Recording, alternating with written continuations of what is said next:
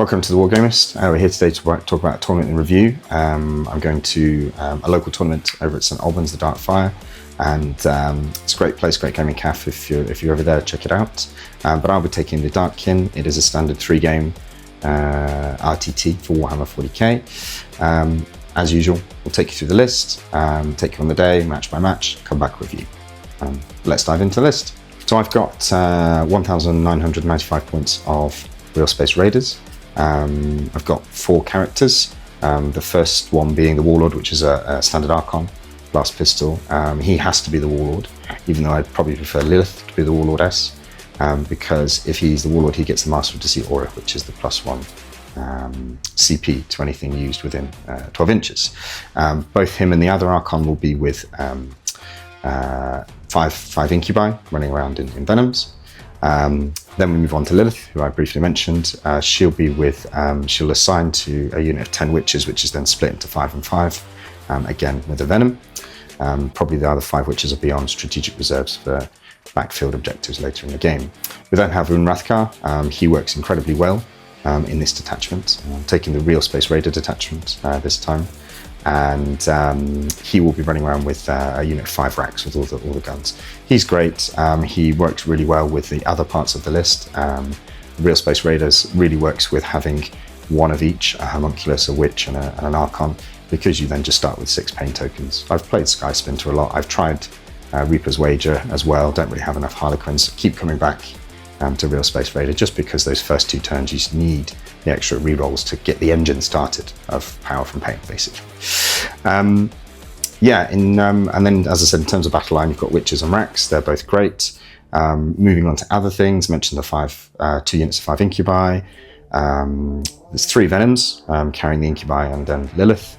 The Venom actually is fantastic. It's very cheap, huge movement. Don't really need it in real space, but it's just an extra piece of movement. It's an extra shield for the squishy units inside. And at the end of the fight phase, if a unit, an infantry unit, is not within engagement range, they can get back in if they're within 6 inches, which is great for hiding behind walls, killing something and running off again. Other things on the list, we've got 2 units of 5 Mandrakes, great for screening, great for uppy downy, secondaries, actions, kind of a steal at 70 points. And then the kind of other bits and bobs is there's 3 units of Scourge. I used to have a Void Raven Bomber in the list, but I've gone to 3 units of Scourge, all with the Dark Lancers now. And they're just invaluable. Move, shoot, move with such heavy weapons is still crazy good. And even with their points change, up 10 points, I don't mind. Then there's 3 units of 2 Talos, so 6 Talos in total. Again, they're just phenomenal. Haywire blasters, a torrent weapon with the Liquifier gun, a gauntlet which ends up being -2, 3 damage. A lot of it is rerollable because of power from pain and twin linked.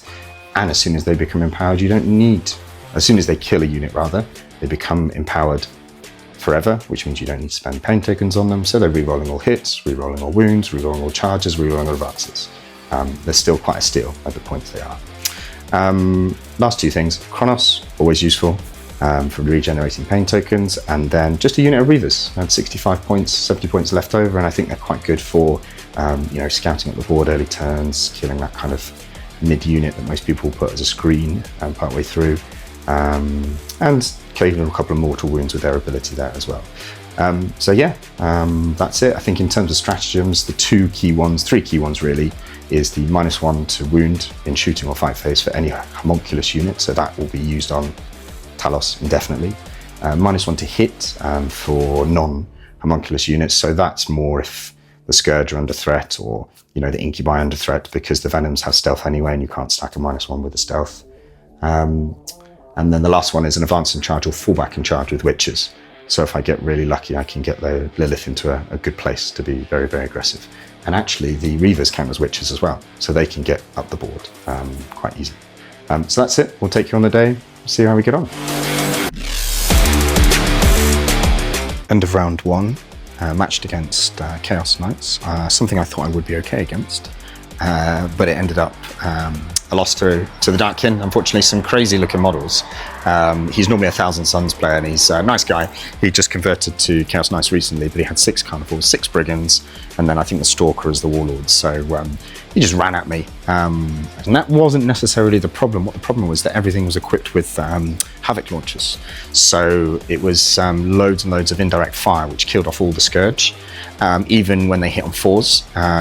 And then just, I think by the end of turn 2, all the Scourge were dead just from constant bombardment, which means, yes, I killed a couple in turn 1, but he went first. But basically, I just didn't have enough kind of anti-tank left, even with the Talos. And then he could focus fire on the Talos, really. So, good game. I think it ended up being 153. He got some great secondaries as well. I think every turn early on, he was scoring 10 points in the secondaries. So, yeah, great game. But we'll see who we get in round 2. Round 2 of the Darkfire RTT.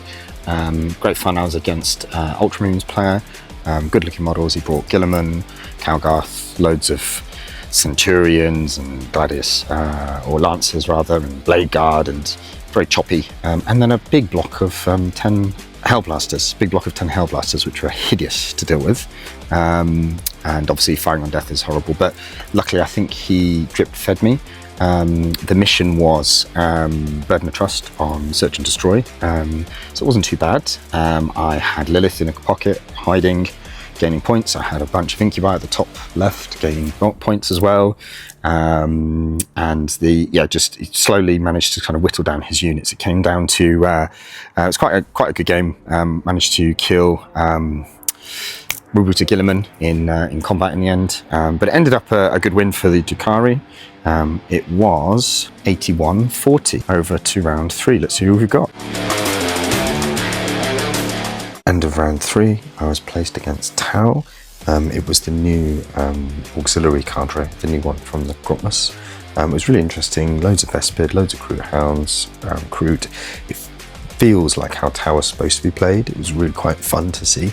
Amazingly painted, and actually the guy won Best Painted as well, and Best Sportsman, so kudos to him. It was Mission Scorched Earth on Crucible of Battle with prepared positions. So he got first turn and I was very cagey. You knew I could go last, I could just kill a few things, the small chaff units, which just are great for me because they drive the rerolls by getting more and more pain tokens. And yeah, there was a couple of moments where he put some crisis suits in strange places and just completely nuked them. I think I killed all the Sunforge in one turn, all the Fire Knife in one turn from 6 Talos and several Dark Lancers. Quite lucky in many ways. But again, look, super nice guy. And I hope to play him again soon. I'll put some pictures up. And let's take it back, see how we get on. So back from the RTT at Darkfire, really good, completely full list of players. Some really interesting matchups for the Darkkin. Ended up going overall 1 loss and then 2 wins, which is nice. I think the list is still pretty robust if I just sort of look at it a little bit. I think the weakness is still indirect fire. It always has been, even after the nerfs. But just the amount of indirect fire coming from the Havoc launchers of the Chaos Knights was wild. I think he had 13 D6 shots into my 3 units of 5. So they didn't last very long. So maybe I think it's more replaying that in a different way. So perhaps I should have put the Scourges in reserve and come on turn 2 when he was a bit more out in the open. And also he got up the board very quickly with his Carnivores. So maybe a couple of Mandrakes, maybe some 5 spare Wyches to screen out as a couple of flesh screens. That tends to help work and slow down the huge amount of machines running at you. So that was a tough one. However, obviously if I had won that one, then I might have had a tougher opponent second round. So it sort of swings and roundabouts, and I probably would have gone win, loss, win instead of 1-2 basically. But overall, really great time, really great day. Look, put this all together. Leave a comment, subscribe, all the usual things. Until next time.